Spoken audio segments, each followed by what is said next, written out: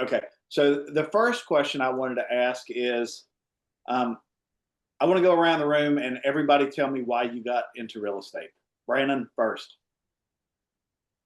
Because other than me browbeating you into it. well, I'd hit the ceiling in what I thought was realistic for my career, and I was desperate to do something else. Mm. Desperate's a hell of a motivator, right? I love that. All right, Christy, just because you're next on my board. Well, many, many moons ago, I was a stay-at-home mom and we were renting, and I thought it would be something I could do on the weekends and the evenings. But we bought our first house, and that was through me. So I love helping people enjoy, and it's like a competition with myself. You know, how can I work it around my life? But it is my life. How can I work it through my life? And it's just the balance. It's exciting in that, but I really do. It's a puzzle trying to figure out people, what they want to do, and get them in the right place wherever they're moving. You know, if it's from the Triangle down here to the coast, or to Arizona to Florida. So it's exciting. It's challenging. I love that. People are a puzzle. That's a great way to look at it. Also, I love that you said you challenged yourself. That's Mhm. really cool. All right, Janine, you yep. Oh Lord. I was a nurse for 12 years, and short answer is the joy got sucked out of the job for me, and I didn't want to continue pursuing other options because it would not be joyful for me. So here we are in real estate. Janine, is real estate still joyful for you? 'Cause you Most days, on I'm about to withdraw an offer, so it's not joyful today. there. Not joyful today, but Right overall now, today. Yes, joyful. for sure. I love that. Yes, I'm telling you that the skill set in nursing has gotten me where I am, being Yes, able to do yes, this job. love that. 100%. What Um, was the question? well, I'm glad you asked because you're next, April. Oh, Uh, well, I went to get coffee. I'm sorry. why did you get into real estate? And I know it's been a long time since you got your real estate license, so it might be hard to remember. So try to piece it together. I'm gonna come up with something crafty one day when you say that. It's all Why out of did I get real estate?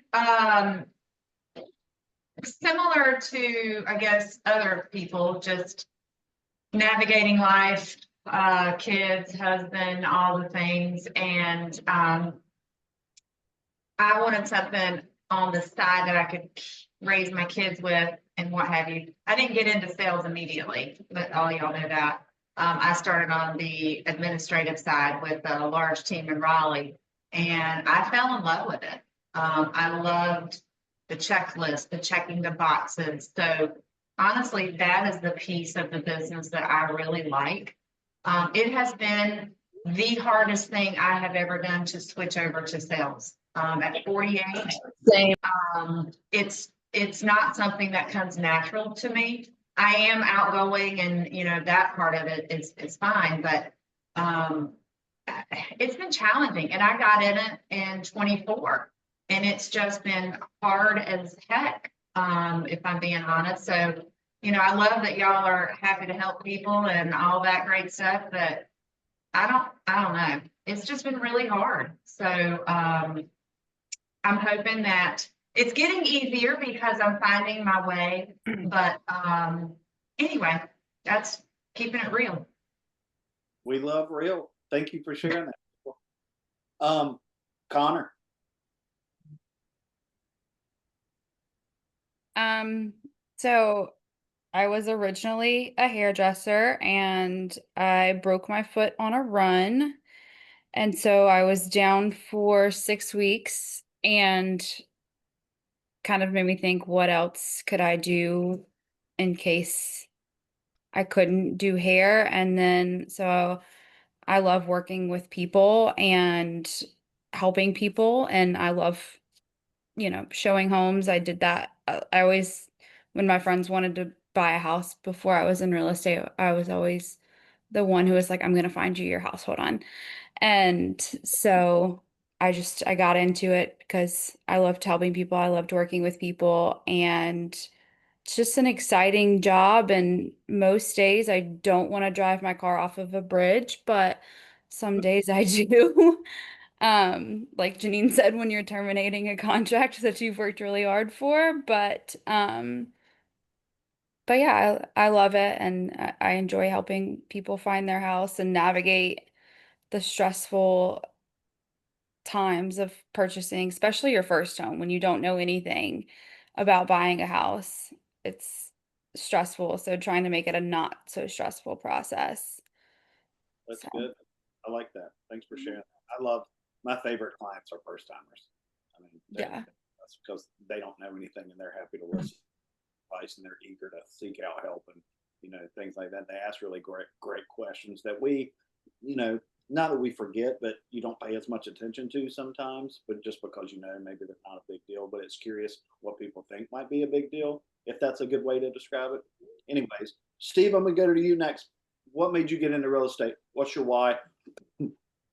Yeah, it kind of just all the puzzle pieces sort of fall into place. Back in college, I used to work at an apartment complex, and that kind of, got my wheels turning in the real estate world a little bit. And then I bought an investment property and got to see that side of things. And I do a lot of DIY type stuff, and I'm always tinkering with something around the house. And so that has always, been an interest in real estate and homes and all of that.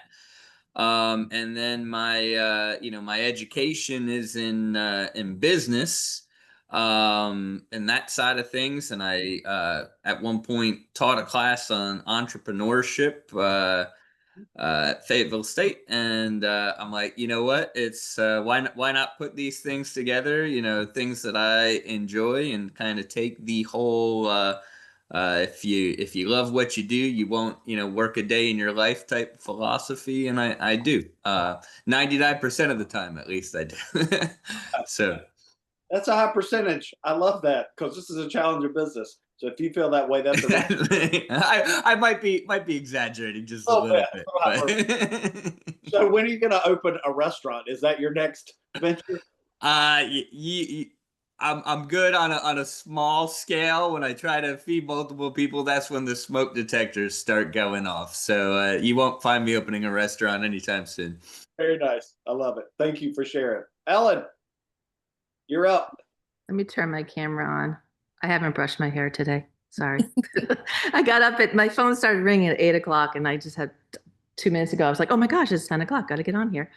So my story is really, 2 years ago, I found myself retiring from 20 years in the corporate world as an executive. And I lasted about 3 weeks, and I was like, oh my gosh, I need to find something to do. More so because I want to challenge myself, like Christy had said, but also we were going to go broke because I was spending way too much time in Marshalls and TJ Maxx. So loving house decor and all that, being in the insurance industry, it was kind of parallel to real estate, worked a lot with folks that were in real estate. My role in the corporate world was basically finding agents and building scratch agencies from the ground up and really turning them into powerhouses and big insurance agencies. So spent a lot of time with realtors and realized that their job is tough, and there wasn't any better challenge than that. So started getting my license, and working with people has been fabulous, and doing this from the ground up. Killing it. Yeah, no, I thought you said chilling it. Yeah, I like chilling it. And it is chill. Like there's so many opportunities here to make your own schedule. But when you work with new home buyers and watch what you can do for them and get them into a new home that they thought they couldn't for years, changing their life and their kids' life, and getting, young buyers to buy early, changing their trajectory in life with that first investment, and, and watching people retire like myself and getting here on the coast. So it's been a lot of fun. Love it. Ellen, the lighting on your face reminds me of like when someone is being interviewed on 48 Hours, but they want to keep their identity I hidden. know. I feel like we It's need like like a, dark. I- I feel like My we need house like is a, very What's around light. your face we though? need Just the this part. technology to like scramble your voice so that it's not I know. identifiable. I swear I'm not in the protection Witness program. protection. Witness protection program. That's hilarious. Well, thank you for sharing, Ellen. Yeah, Mark, absolutely. you're up. Right. It's a bit noisy where I am, so apologize for that. But I'd say it was something I always had an interest in. I was always interested in properties and always watching those shows and always just was following, the aesthetic and really had an interest. And everywhere I ever lived, I was always looking at homes, although I never bought one. And I do believe once I had to burn out in a big change in life. To suit my circumstances, this is one of the things I found that would, have a very similar skill set that I'd already developed, and also have the time and flexibility and allowed to, go your individual way, and do your own thing. And working with people is something that changes all the time, which I really enjoy, because if I had a 9 to 5 office, or I've had those kind of jobs, I really get tired of them very quickly, and I need something that I enjoy. Otherwise I have no passion. And with this, it's every time, it's a new search, a different area, it's different people, different criteria, different timeline, a different approach. So I really enjoy that, and the just to be able to get out and about. I just love North Carolina. And every time I get into a new street or a new place, that's also enjoyable. So it really works well for me, in those regards, condensed form. I love it. Thanks for sharing that, Mark. All right, Josh, you're last on the list for today. Perfect. So yeah, mine started with my child having an emergency. I was locked into an OR. I could not leave a patient on the table. So it opened up my mind that I did not want to be in that realm forever. Trying to start a business with my wife and figure out what we could do simultaneously. We came with a residential assisted living. So eventually that's where we're going. It's just a matter of, I thought this would be a good stepping stone into branching into more of the housing market. So I started that in New York, and then when I relocated here, I signed on with Doug. I Yeah. love it. Simple. Well, I think the common theme for everyone here is nobody started in real estate, right? And not uncommon. Most folks don't just jump right into real estate after school or whatever as your first job. I think that's probably good, because there are a lot of agents who still have other careers and get to real estate and aren't that good at it, frankly. So I don't think I would be where I am if I'd started in real estate. Now, I wish I'd started a lot earlier, but I'm not sure that I would be where I am in real estate had I started earlier. A thing I always like to tell folks is, for those of you who don't really know, I spent 13 years working in higher ed doing fundraising. Okay, so everything that I ever did was always about relationships, and it's still about relationships. So, Janine talked about like those transferable skills. I think my skills were transferable because it's just about getting to know people, understand what's important to people, and then helping them find the vehicle or whatever it is, to get there. So I think I'm fortunate in that regards, that I decided to do something that was not dissimilar to what I was doing before. I was burnt out too. I didn't enjoy it anymore. I was tired of asking people for money, frankly.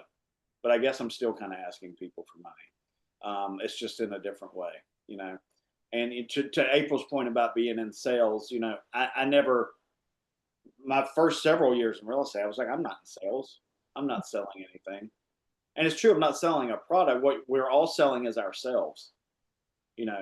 People already know if they want to buy or sell a house. I don't feel like I'm ever convincing anyone to buy or sell.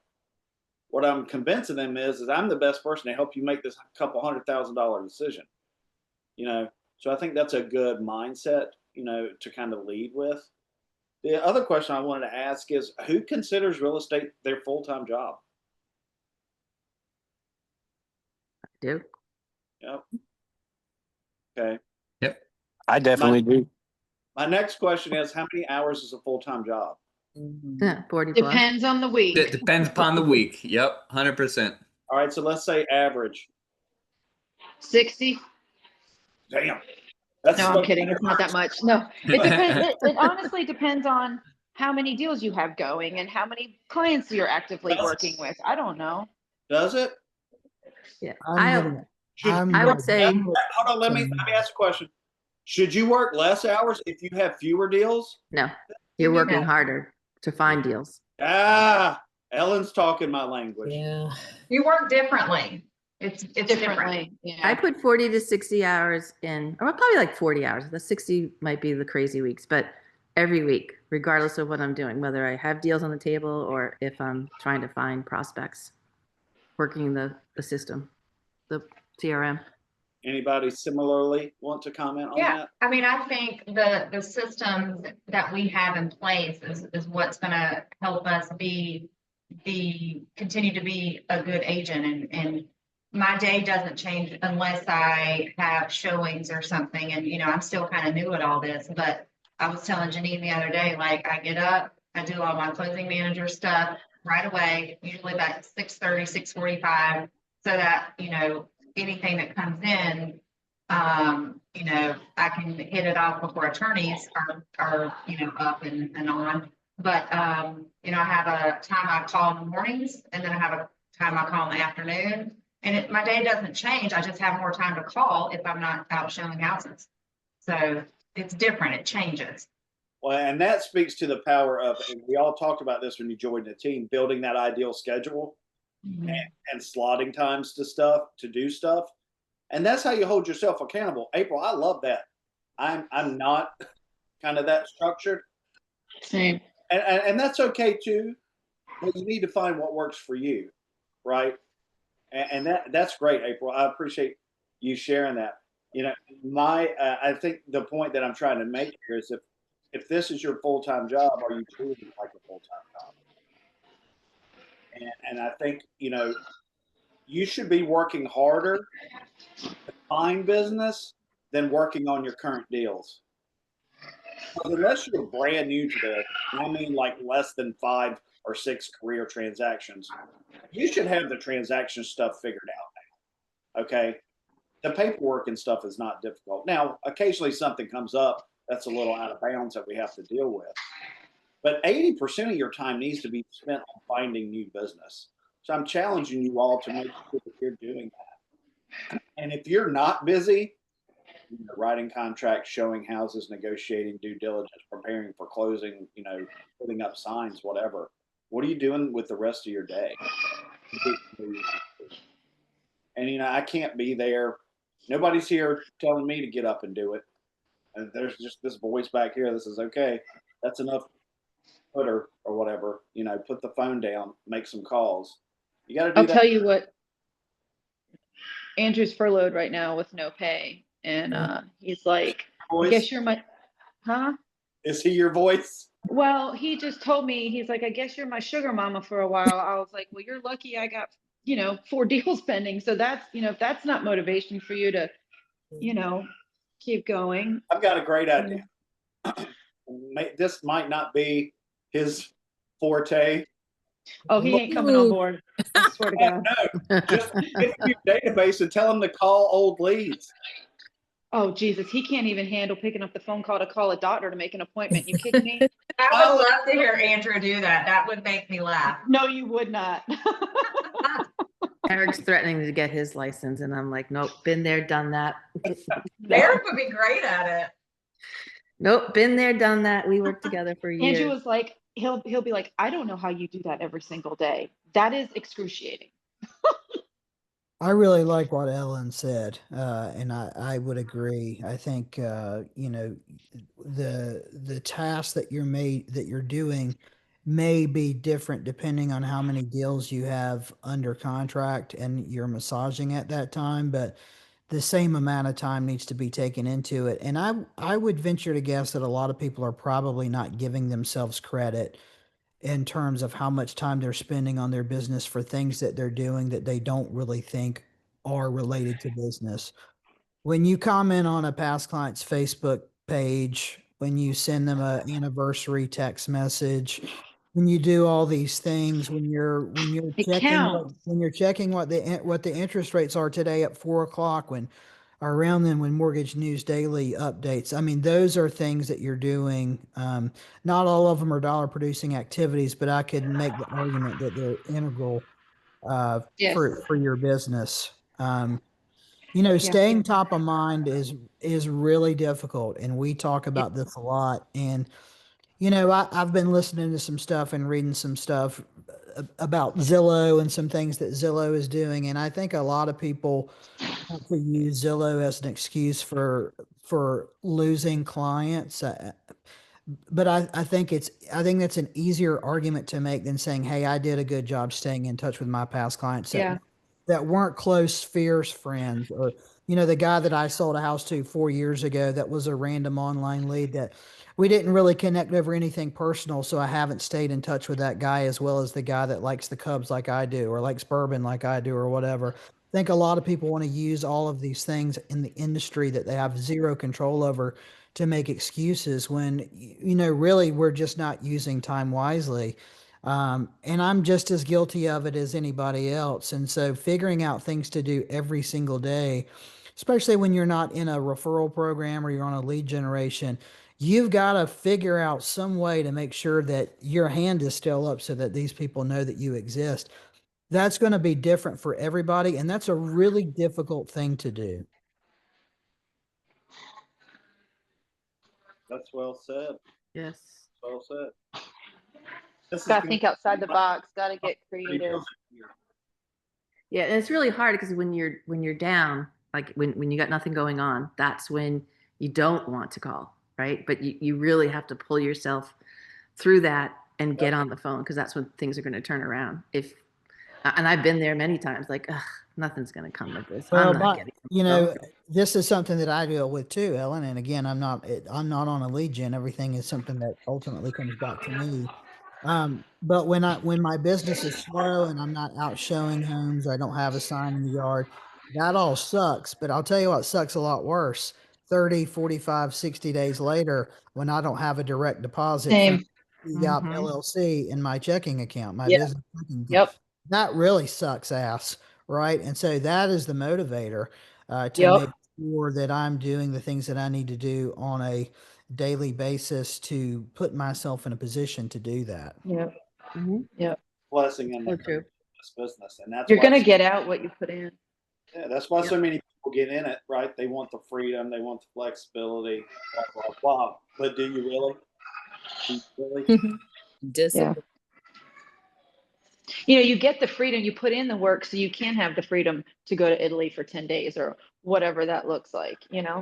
Well, actually, Doug, I don't know if you've shared this yet. Doug is on a podcast that came out today, and there's a lot of great insight about, being a veteran agent and running a real estate business. You should all definitely listen to it. But one thing that they talked about that I think was so great that is in line with the sentence that you just gave, Janine, especially for a newer agent, you have to get your business in that position where you can take the 10 days to go to Italy, right? You didn't do that your first or second year in the business.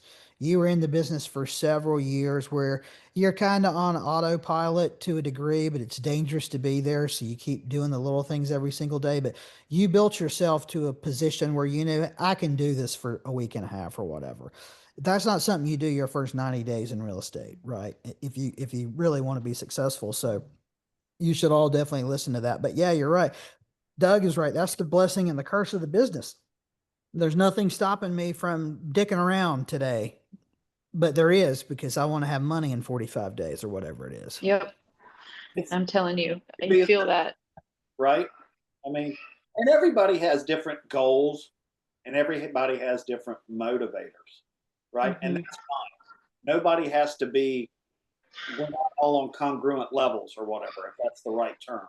Nobody's expecting everybody to be here or whatever. You set your own goals. We do it every year. right? And you do that based on what you want or need personally. And that's fine. That's the beauty also of the business, is you can set your own watermark. But are you also setting the other things in place to make sure you get there, right? To give yourself a chance. Because it's the day to day that makes the year stuff happen. Yeah. Right. And it's okay if people are 3 months out, 6 months out, because guess who's going to need a paycheck in 6 months? Right. That's a beautiful approach. And, you know, I mean, I'm telling you that there's people that I've worked on I got a client right now that's under agency that is, I swear she must have signed up 2 years ago. You know, it's, you got to be consistent. I mean, yes, you need the immediate, but this is the long haul, you know. I think that's the biggest thing that I've learned in the last really 2 years is, I thought I was going to jump on and people were going to call me, and in 6 weeks we were going to be closing, and I was working with y'all. So I never asked those questions, and now I'm living it. And it's like, 6 months, 9 months, a year, it's not uncommon. So, yeah. But if you do those things now, you continue to line them up on the runway, like I talked about, or build the pipeline, which this is a pipeline business. If you're really trying to do it as a career, it needs to be a pipeline business. Then if you're doing those things now, then you're all, like to Janine's point, you're always going to have those people converting. And I remember I was probably 9 months into the business, and I was doing okay. I was probably, my first year in real estate full time, I did 23 transactions. I was like, I don't really know where my next deal is coming from, but I'm not worried about it because I know I'm doing the right things. Mm-hmm. I'm not sure who's going to be my next client, who's going to say, I want to write an offer on this house. But I knew it was going to happen. I wasn't worried about my business because I knew that I was doing the right things on a day-to-day basis to set that up to make it happen. And I encourage everybody to work towards that same mindset if you're not there already.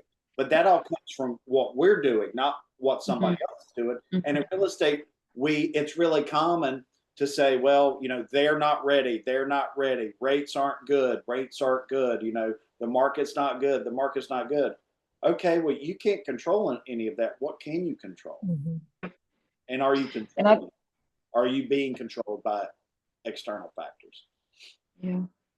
And when you get into the business, like I was just telling Brandon the other day, like when you're, especially in those that aren't on leads, like it was really scary for me a year and a half ago going off leads. I'm like, okay, is this sustainable? Can I do this? Do I have enough of a past clientele that's going to come back around, that's going to put my name out there? I'm going to have to work really, really, really, really hard. And, it's about sustaining those relationships. You never know who knows somebody, who knows somebody, who knows somebody. And one of my very good friends, I sold her house, 3 years ago. And then I sold her a lot. Then I worked with her custom builder. Then I sold her son a house. Then I sold her parents a house. Now I listed that house. Now I've gotten 8 deals. 8 deals out of one client. I'm telling you, and those are the people that are going to continue to be your cheerleaders. And that's where the source of your business is going to come. Now, do I treat them differently than Joe Smo? Yeah, because, Because you should. they deserve it, so you don't know. And you want to be that name that they're the first one you think of, like Brandon was saying, being top of mind. It's so hard. There's so many options for people in this business. And there's so many good agents out there. There's so many good agents out there, and there's so many choices. And how do you set yourself apart? And trust me, my personality is not for everybody, and that's okay. And you're not going to be the right agent for everybody, and not every buyer is going to be the right agent for you. And it was really hard for me when I was first starting. You take it so personally when they say no, or they choose somebody else, or you've dropped the ball, or they didn't come back around to use listed. And you have to be able to take the hard with the good, because it may not be something that you did, but it might just be, a friend got their real estate license, or a family member, or, whatever the case may be. But I think that it is important to look inward and say, how could I have not lost that business? Or how can I do better so that I don't? And so, and you know, it's going to happen to everybody. It happens to everybody all of the time. It's just the nature of the business. I mean, shit, I'm probably going to end up firing clients one day. You know, I haven't gotten there yet, but if you're in it long enough, I'm sure that happens. But I think that, you know, you have to do the best you can, and you're going to get out what you put in, and you're selling yourself, and you just have to set yourself apart. I mean, and always being mindful that that's the job, right? You're selling yourself. If you're selling yourself, you got to always be on. And I'm the worst person at that because I got to be one of the biggest introverts in real estate. Like if I go somewhere and I don't know people, I'm in the corner. I'm not like out shaking hands and kissing babies and meeting new people. That's why I like this business, because it forces me to do that. And I like meeting new people. I just don't like meeting new people. You know what I mean? So real estate forces me to do it, which I'm very fortunate that I am able to do it this way. I think I'm people. I don't know. Maybe I'm not. But my challenge is doing it. So real estate makes me do it because I don't eat, you know, if I do it. So that's a great motivator, right? Yeah. So I feel like go ahead. Go ahead. No, I was gonna say, I feel like even when you're like going out to dinner, like everybody has their same restaurants that they like.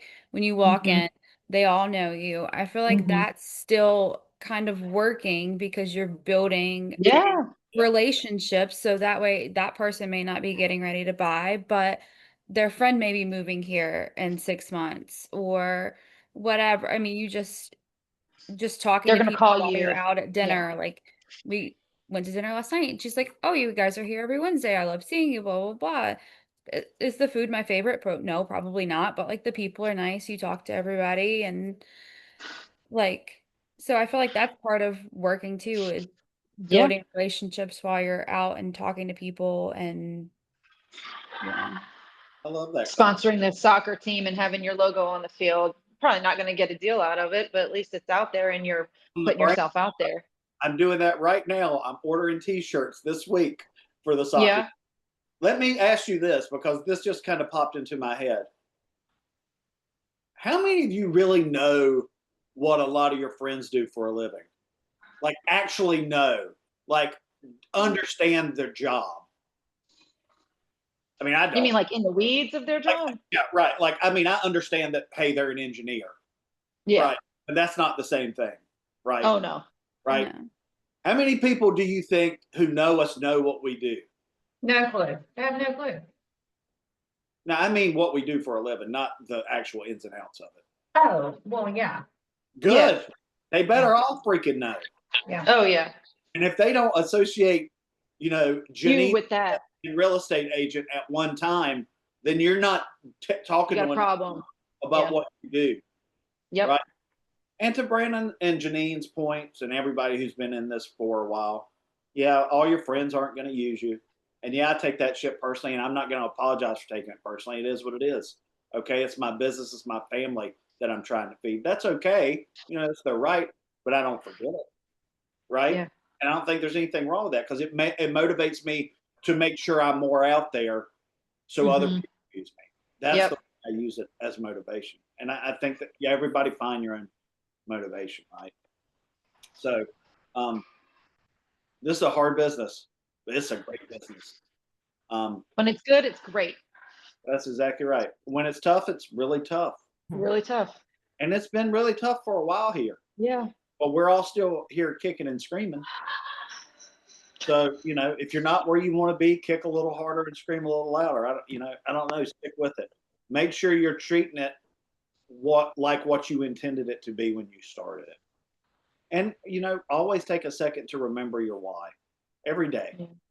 You know, when you look in the mirror in the morning, you wash your face, you're brushing your teeth, remember your why for that day and what motivates you to get up and do it. And if it's not for you personally, you know, look at the picture of the people that are important to you. It's funny. Aaron comes home from school every day and he was like, how was Burn, Mom? How many houses did you sell today? I like it. He's so funny. The kid's going to be a coach one day. Listen. Oh, I think another something important that I think a lot of people fail to realize is that, you know, quarter one 2026 really started this month and in September. Good point. Good And point. so, if you take your foot off the gas right now, which is very easy to do, and it's about to be Yep. really easy when Thanksgiving and Christmas roll around, you just shot your bank account in the head for quarter one of 2026, and I would argue for possibly quarter two 2026 too. So And I can speak to that. Yep. that's what the calls that you're making now are to line the Yep. people more than likely in 30, 60 days. Yep. Well, I remember your quarter one, Brandon, last year was fire. Yeah, and then it slowed down, and you still have time to write a deal that's going to close by Yep. the end of the year. Yep. I wouldn't be surprised if everybody on this call does that between now and when we close, or by the end of the year. But you're about to exit onto the off ramp for 2026, and that work starts now. So don't put Yep. yourself in a hole for to start the next business year because you Yeah. took your foot off the gas or didn't take the time to plant the seeds for those leads that will transact next year. A really great way to loop the conversation back around, because we started talking about Q4 and holidays, didn't we? So I think that's kind of a really nice bow on the conversation.